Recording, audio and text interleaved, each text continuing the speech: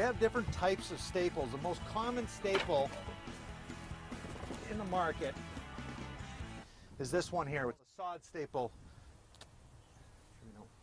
Step on that. That would make for good filming.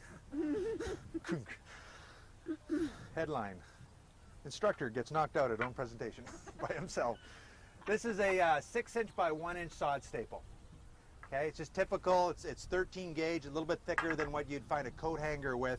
But basically the idea of this product and what it's supposed to do is to hold that blanket down so that wind or the vegetation itself doesn't push it up. Now there's different types of lengths. This is 6 inches. This type of soil, 6 inches is fine. If you get into a very sandy area, you might want to go to 8, 12 inches depending. But kind of the rule of thumb that I use is you take a elastic band from a desk, one that you would just roll up a piece of paper and put an elastic band around. Stick the elastic band around with 2 fingers and pull. And if you can pull that staple out, then maybe it's not in, you might have to have a longer staple. But if you look at,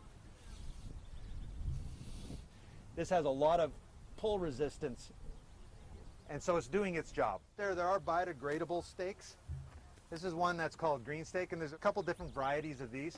They're plastic based, put together with cornstarch or some kind of starch aspect. So they become biodegradable because the bacteria comes in, eats the starch, it breaks it apart.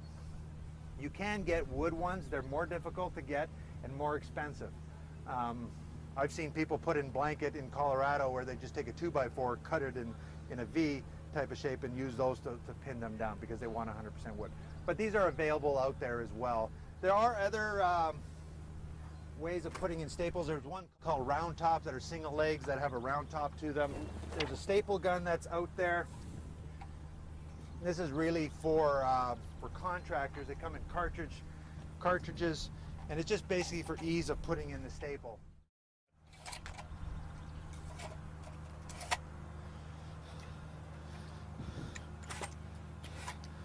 You know it's in and down each time.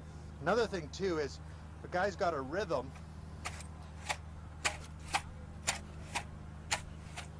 You're getting a more even installation throughout. You want to see nice pattern of staples.